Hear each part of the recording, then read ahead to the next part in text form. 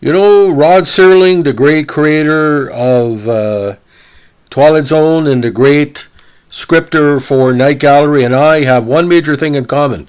And no, it's not international celebrity, even the journalist over the years. Rod Serling steals from himself, and so do I. When I used to write stories on ongoing major playoff sports series like the World Series, I would often use background paragraphs within my story to remind everybody of what was going on in the previous. Now, this episode he wrote at the Night Gallery. He rips off his old episodes of the Twilight Zone, including Mr. Denton on Doomsday, Dust, and of course one for the Angels, and it's Dr. Stringfellow's Rejuvenator. Now this is a Western theme episode of Night Gallery second season. Now some people really get it like I do, and some people don't get it because they don't know that Serling has tried to work on this Western trope for years. Now in this one, an old West medicine man makes extravagant claims about the healing powers of what he peddles in his life as a hawker.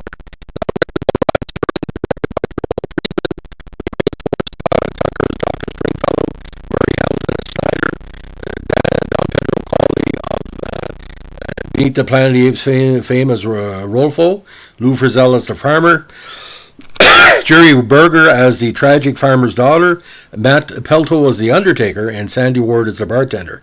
Now, in a late 1880s Western town, and we're quoting from the David Jewell's great blog about the Night Gallery, Dr. Stringfellow has set up his covered wagon and delivers a blustery, fast-talking sales pitch to the gathered townsfolk about the advantages of the Rejuvenator, and when finished, sends his sediscent Rolfo into the crowd to sell what he can for $1 a bottle.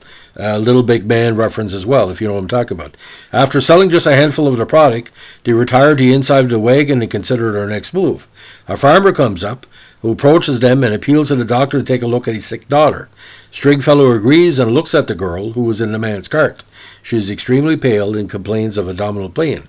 Stringfellow can see that she's gravely ill, yet falsely assures the man that his Rejuvenator will cure her within a few days and takes $1 for it plus another small orarium for my time.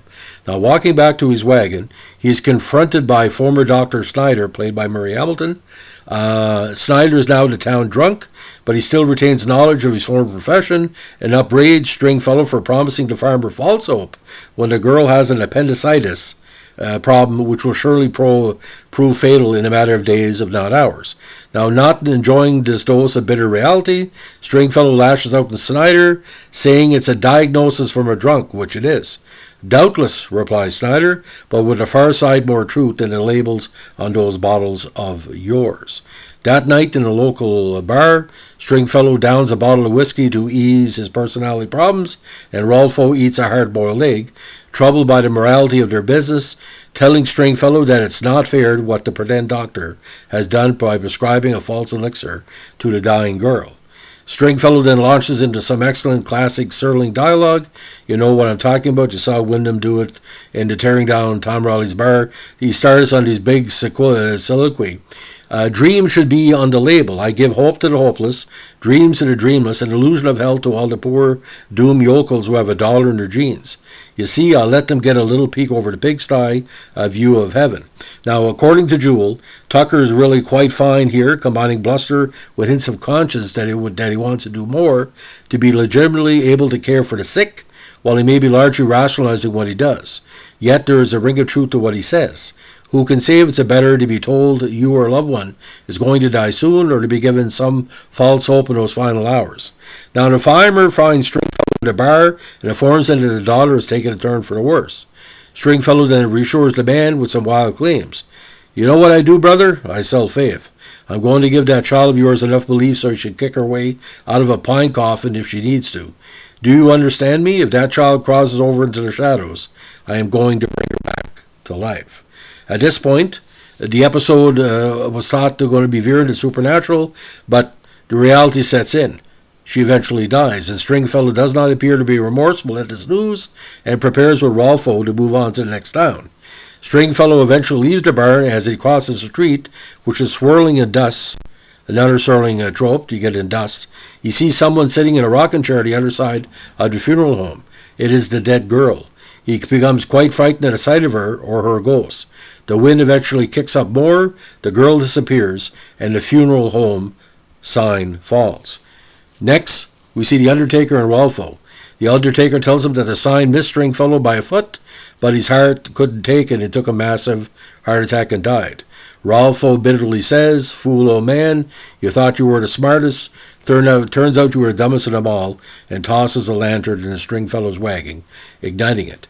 Now, the episode itself is nothing new in the Serling oeuvre and nothing new in the Western oeuvre, but it really works because when you get people like Murray Hamilton and all the key actors as supporting characters.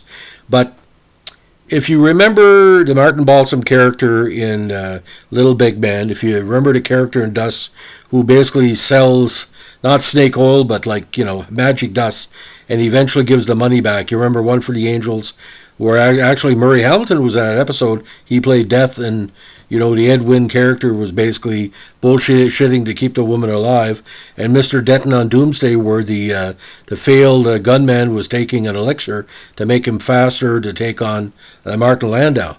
Rod Serling was fascinated with four things: the downtrodden, Westerns, the military motif, and basically people that were up against aspects of their personality that would stop them from being human, and at the end there would be a good resolve. Either the person that was bad was knocked off or the person that was good was celebrated, and it touches all here.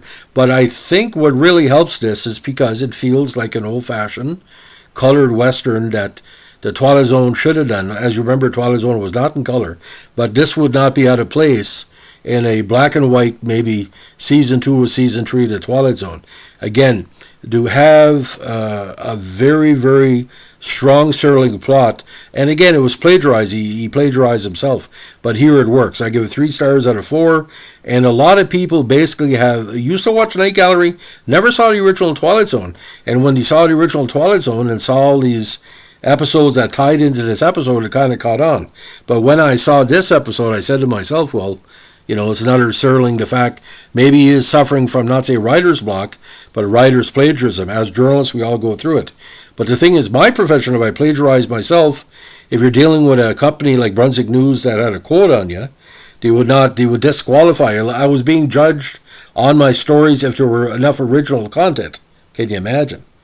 I don't see Bob Costas being studied. How come he mentioned game 3 or 4 or 5 in the ALCS or the NLCS, but in print you plagiarize yourself? It's a misnomer. Anyway, ladies and gentlemen, please check out our other Night Gallery podcast. Give us a like, comment, subscribe, or share.